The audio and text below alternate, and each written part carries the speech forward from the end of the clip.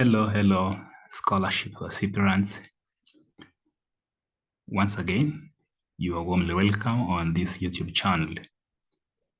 We are super proud as we are committed, to take this huge role, to keep sharing about the latest scholarships opportunities. All right, so today we are actually going to discuss about this scholarship opportunity all the way from Deakin University, and this is in Australia. So please pay attention as we'll be trying to learn step by step regarding application of this particular scholarship opportunity. First of all, before we continue, I would like to thank you so much, for supporting us, for following this YouTube channel, but also for sharing our link to your network, to your friends, so that they actually access these resources, these opportunities that we keep sharing on this site. But also, I would like to remind you to keep utilizing different, useful information that we have already published on this site.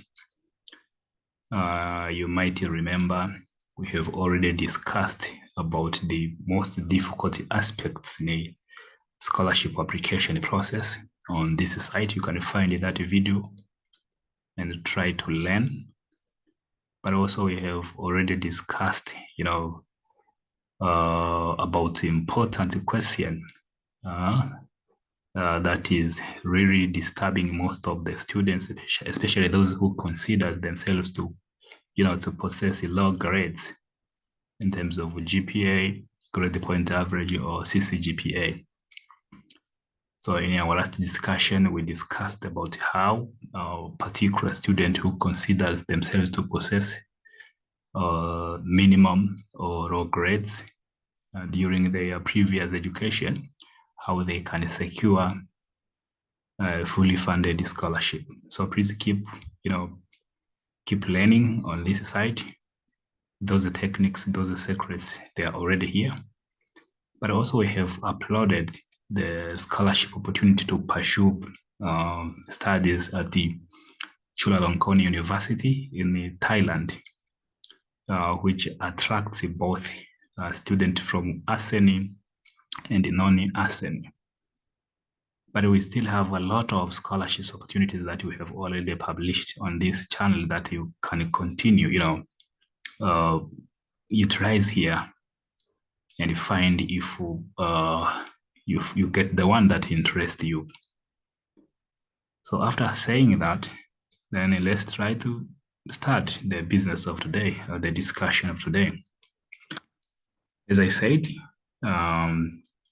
this is the scholarship opportunity from Deakin University in Australia. So this is a higher degrees by research scholarship, higher degrees by research scholarship, which will offer you an opportunity to pursue education at this particular university, Deakin. So the higher degrees by research scholarship actually include the Research Training Program Scholarship, RTP, and the Deakin University Postgraduate Research Scholarship, DUPR. So these two here, under these two programs or these two projects, you can pursue a higher degree education at Deakin University. So application is now open. You can see application is now open, and we are already on Deakin University website. So we'll try to explore on this website the important information, that we trust the They will really help you out there. So the application is open now. So as you can see here, so the research training program, scholarship RTP, research training program. Scholarships are funded by the Australian government.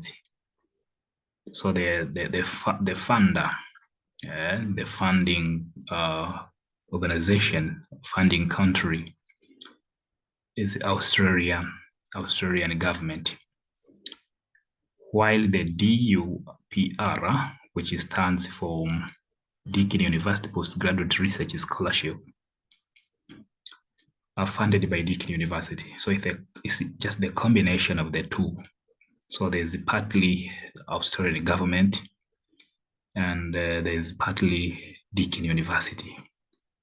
So actually it's a super funding option for an international student to pursue their education. Both awards are available to domestic and international students. Only top-ranked applicants will be offered an RTP. You remember RTP stands for Research Training Program. Research Training Program Scholarship, yes. So if you consider yourself as a top-ranked applicant, top-ranked student, then this is the right opportunity for you to further your education in Australia, one of the best places for international students. So next, there's important dates. Please refer to the application dates for the candidature and the scholarship on the key dates for research students page. So if we click here, we get to know about these important dates, the application date, the deadline. We get to know about this information here. And before we open this particular information, let's continue first. Benefits and the duration. Let's try to learn about the benefit. What benefit these scholarships they are giving to the applicant or to the winner of this particular scholarship.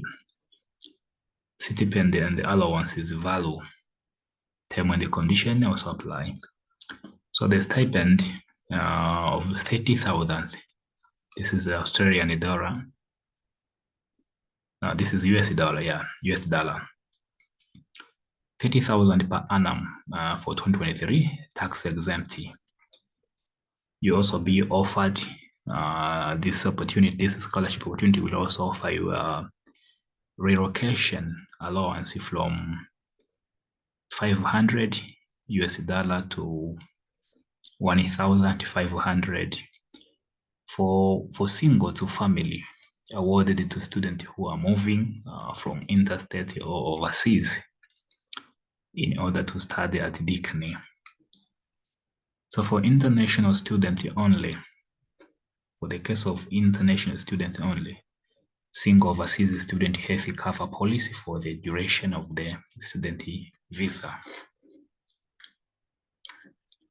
Doctoral degree duration is 3 years for stipend and 4 years for the tuition fees offset. Research master's degree is 2 years for stipend and 2 years for the tuition fees offset. So let's try to learn about eligibility criteria. Now, to be eligible for an RTP stipend, RTP fees offset, RTP allowance, or DUPRS, a student must be a domestic, but wonderful enough also for international student. Enrolled in a HDR course, a higher degrees by research course of study at Deakin University. So if you are enrolled at higher degree by research course at the University of Deakin, then you get the consideration. You receive the consideration for these particular benefits from this scholarship. To be eligible for a RTP fees offset, an applicant must not be receiving an equivalent award or scholarship from the Commonwealth designed to offset higher degrees by research fees. So should not be receiving any awards or scholarship from the Commonwealth designed to offset this qualification. Now, to be eligible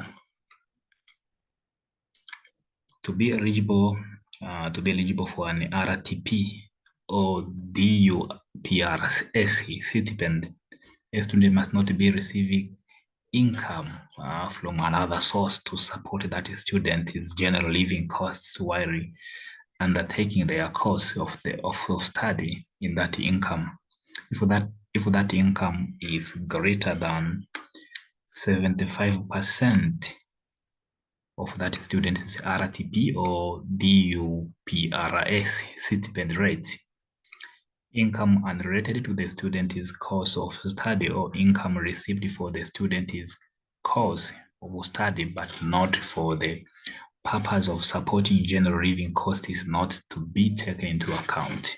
So this is to keep in mind. Then please refer to the research degree entry pathways page for the information and admission requirements. So if you click here, you will get to learn about these programs and entry pathways and the different information regarding programs, regarding these higher degrees by research, and important information related to these programs. Again, what next? Terms and the conditions for each scholarship are detailed in a further information section below. For information about the RTP scholarship policy, please refer to higher degree by research scholarship procedure. So dear applicant, we actually share this information here, and sometimes as a student, as an applicant, you have that key role, to go into deeper to understand the very specific information. As an applicant, that is very important as well. So let's try to see about the selection process here. The RTP and the DUPRS stipends will be awarded to students as the result of a competitive process outlined in the ranking guidelines as below. Students receiving RTP or DUPRS stipend will be enrolled as on-campus full-time students. So this is a selection process. Applicants for RTP or DUPRS stipend must have. So these are the requirements. Must have completed at least 4 years of tertiary education studies, at least 4 years. Have achieved the 80% of or equivalent in the research component of their previous study, or an equivalent level of academic attainment, taking into account previous study, relevant work experience, research publications, and the other research experience. So please, you have to note this particular criteria here. There's how you can prove that there are different ways to prove research publications, research experience. There are different ways. Probably you might have an opportunity, to volunteer as a research assistant intern at a particular company or organization.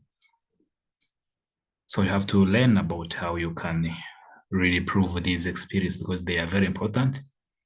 And you should be honest as well while trying to convince having this uh, meeting this criteria here. Meet all other minimum entry requirements according to higher degrees by research. So you should meet the minimum entry requirement, higher degrees by research. So if you click here, you will get to learn about these requirements, specific requirements on the particular measure that you are passionate to pursue. But also admission, selection, and enrollment procedure. So you have to go deep to learn about these issues here. Please refer to the research degree entry pathway. Currently enrolled HDR, higher degrees by research student can apply for RTP or DUPRS stipend and will be assessed by the faculty or institute. Currently enrolled students may not apply after they have completed more than 3 years of their doctoral course or 2 years of their master's course or part-time equivalent. For information about the RTP fees, offset selection process, and the offer process for scholarship, please refer to the higher degrees by research HDR scholarship procedure. So this information is very wonderful, yeah, because you get an insight, you get a broader picture now about how to go about. Now, how to apply. Prospective students, you find them. So you can click here and try to learn more. And then before we go there, let's try to see in about this is international student. This is a student life and services. Let's try to see here. No, research. Research scholarship. Let's try to see here. Why study in Australia? Research. Yes, entry requirement. Let's try to learn about this English language requirement because this is most of the disturbing requirements for majority of students or applicants, especially how to meet the English language requirements.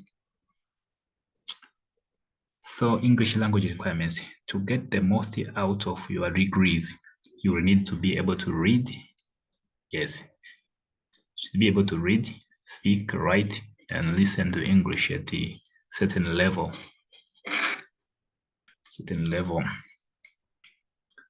So how to meet English language requirements at Deakin University?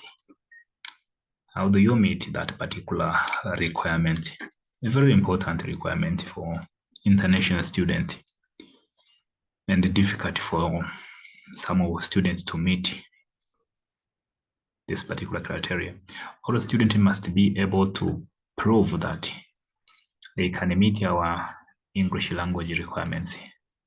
So the English language requirements is divided into 5 bands from band R through to band E. These bands indicate the level of English required to undertake the course, the particular course, with the band E representing the highest English skill level required. So band E is the highest English skill level required. So be able to provide the evidence of your English language skills if you have. The group 1 is completed an English language test such as IELTS, the National English Language Testing Systems, have Pearson, TOEFL, or Cambridge. So applicants who are unable to sit the standard test due to public health concern relating to the COVID-19 pandemic can complete an online English language test such as IELTS indicator. So they also can accept the IELTS indicator, especially in the condition where there's this concern relating to COVID-19 pandemic, but also OET, home-based TOEFL special home edition. So you can try to assess yourself about this criteria. Again, completed some types of universities, tertiary or higher education or secondary studies. Wow, this is at least, bringing some hopes for most of people, especially in Africa. So if we have completed some types of university, tertiary or high school, secondary studies, then you can also prove that proficiency. For instance, if you did your previous education using English language as a primary medium of instruction, perhaps from secondary school, advanced secondary education or diploma education, or the diploma education up to bachelor degree education, then you can use that particular proficiency, English language proficiency, to prove lived and worked in an English speaking country for at least 5 years. This is also another group of proving the particular proficiency. These requirements are different for prospective undergraduates and the postgraduate students. For the most up-to-date English language requirements, please visit them. So regardless of having seen these categories of proving the English language proficiency, dear applicants, you still need to learn more about English language admission criteria procedure. You still need to click here on this site and go to learn to get more understanding. Then, so are you ready to start your journey? Want to discover more about studying at Deakin University? You can subscribe there. But also remember, you can chat with the Deakin, you see here. Very easy. If you have any inquiry or any query or any doubt, you just type here, click here and type. You can chat someone, and they will guide you throughout your process. Undergraduate student, the minimum English language proficiency requirement for admission to each course are defined by 4 bands, as bands A up to D. This for undergraduate student. Most undergraduate courses are classified at band A unless specified otherwise in the English language proficiency procedure. This was something that I wanted to show you. Remember, we are actually focusing on a HDR, higher degrees by research scholarship, which is targeting a master's degree and a PhD.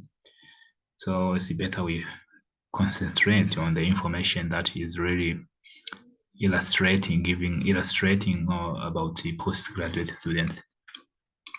So then the minimum English language proficiency requirements for admission into each of course are defined by 4 bands. Yes, as we have seen, bands A up to D. Most postgraduate courses are classified. So you click here, you get here more detail.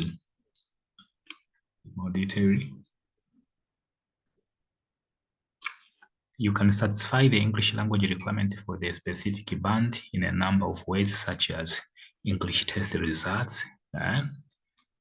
So you can prove this, satisfy that by English test results or completion of approved English subject in your school studies or approved diploma taught in English.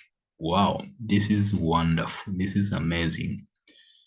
So you have this opportunity to prove as a completion of an approved English subject in your school studies. Probably you had an English subject or an approved diploma taught in English. So you have a diploma taught in English. Be reminded, for most of people, when they hear about a diploma, they think it's just the ordinary diploma. But in most cases, the diploma is referred to first circle education, or refer to bachelor degree or undergraduate degree. So if we had the bachelor degree taught in English, then you can prove that proficiency.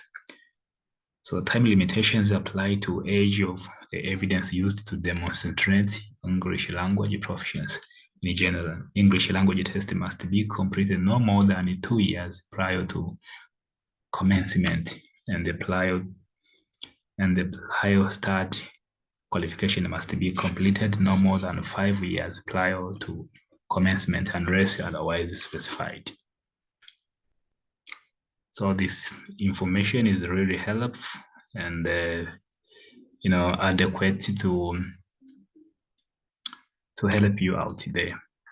So experience living and working in an English-speaking country. If you have lived or worked in an English-speaking country for a minimum of 5 years, you may be able to meet the English language proficiency requirements by demonstrating English speaking experience. So if you worked in an English-speaking country, you may come here and see this information. So Deakin is the list of recognized English-speaking countries. So these here are the list of the countries that Deakin University recognized as the English-speaking countries. There's Australia, Canada, Fiji. If you are from Fiji, then you directly receive the consideration. I mean English language proficiency waiver. Ireland, Kenya. So if you are from Kenya, from New Zealand, Papua New Guinea, Samoa, Singapore, Solomon Islands, South Africa, the United Kingdom, United States of America, and Zambia. Remember, remember that we have already seen other different options for you to prove the English language proficiency.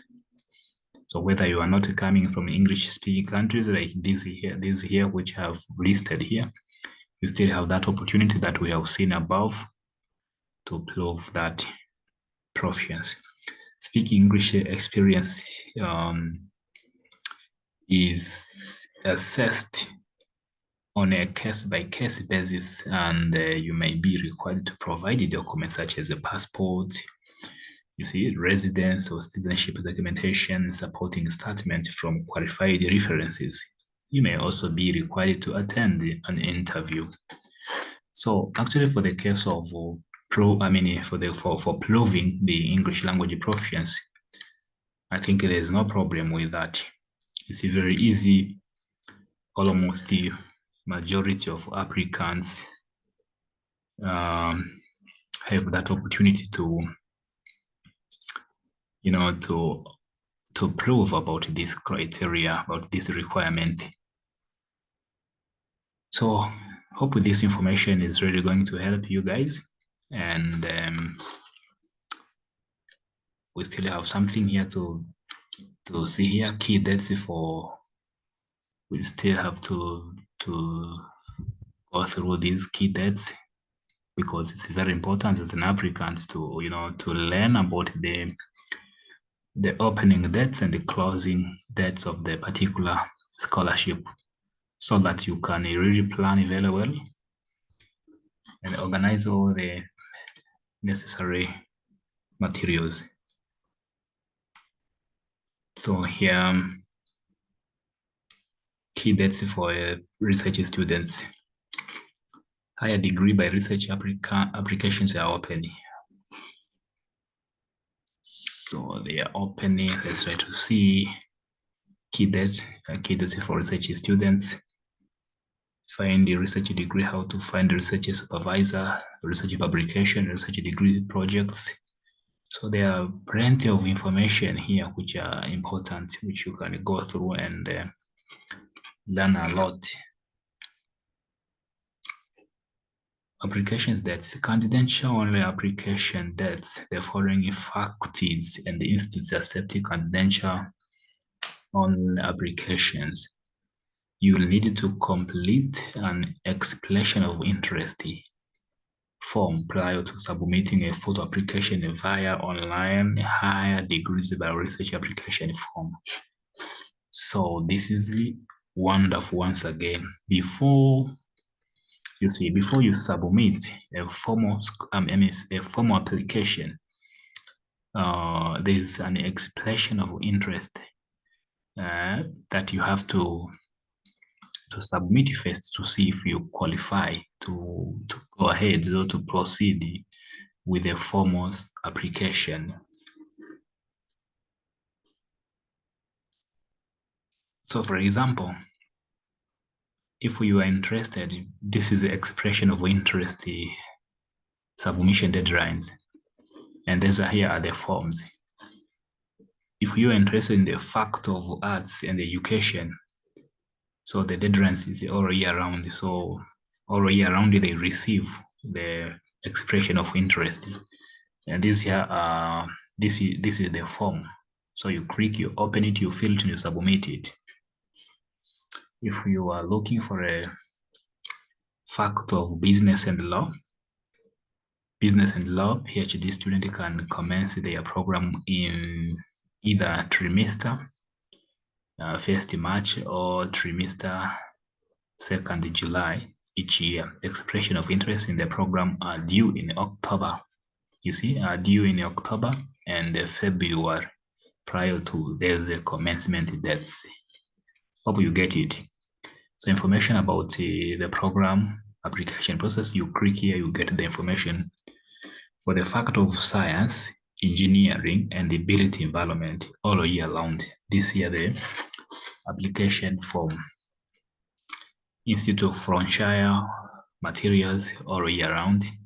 This is the Find a Research Supervisor Institute for Frontier Materials. So you click here, you find your supervisor, then you initiated some form of communication. You express your interest with your prospective supervisor, depending on the project that you are interested in. Fact of health. So all applicants must discuss their research interest or proposed program with the academic staff member. So you click here, you get the academic staff member and gain their support prior to applying for confidential via the higher degree by research application form. So you remember there's higher degree by research application form. This is the second step actually after you have, you have accessed, you have already expressed your interest. So if they find you qualify, then you go the next step. Applications can be lodged at any time of the year. Find a research supervisor, fact of earth. So you click here, you find these professors, these supervisors, you find their projects, and you see, you evaluate if whether you are interested in their work that they are doing in their studies. Then you ask their supervision. So there are still some other information, a lot of information, candidate and scholarship application dates. There are a number of scholarships available to students studying at the higher degrees research at Deakin. The process and application dates for candidate and the scholarships are different for each faculty or institute. Refer to information below. So these are the information that with respect to specific faculty. Please note the dates may vary depending on whether you are applying as a domestic or international applicant. You see, for example, Faculty of Arts and Education. Applicants must complete and submit an expression of interest form. If you click here, you fill this form. But this is with respect to those who are interested in the fact of arts and education prior to applying via the higher degrees by research application form. So you see, so you first start here as the first step. So they will evaluate the details that you will fill here. If they find you qualify to continue with the next step, then you continue here. The faculty will then advise you whether you should proceed in applying for candidature and the scholarship. So the faculty will advise if you qualify to proceed with this second part. So you don't go first for the second part. You first start with the first stage, domestic and international applicants. Round one, there's two rounds, round one and round two.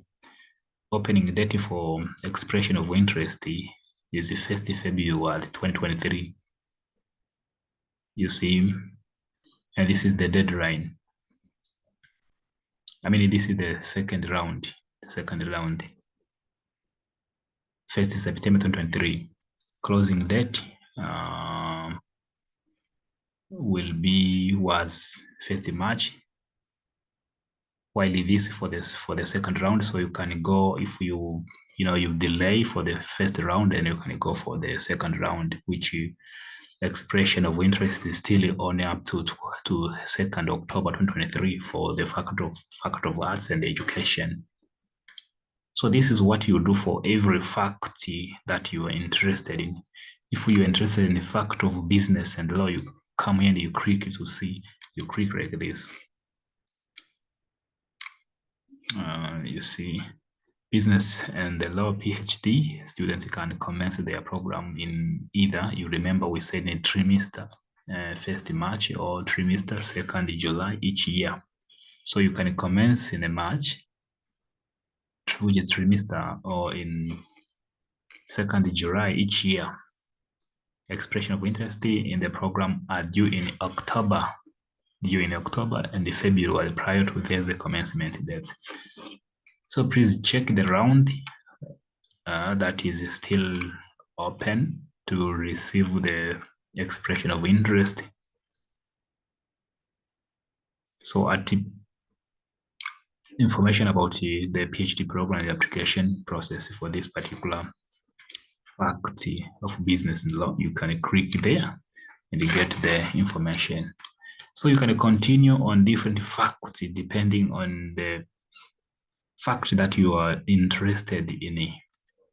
You come to faculty of health, you click here, you come to faculty of, you are interested in the faculty of science, engineering, and environment, you can click here and learn. Applicants must complete and submit an expression of interest form prior to applying via higher degrees by research application form. The faculty will then advise whether or not you should proceed in applying for candidature and scholarship.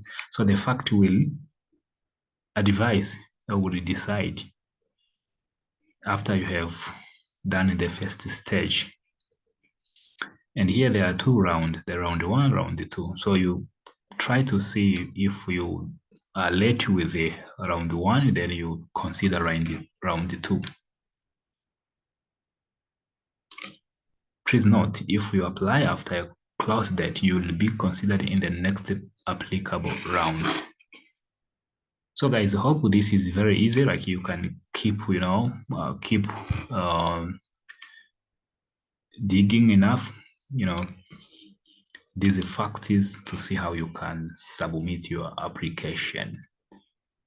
So it is very easy actually to apply at this particular university with these wonderful and excellent research opportunities.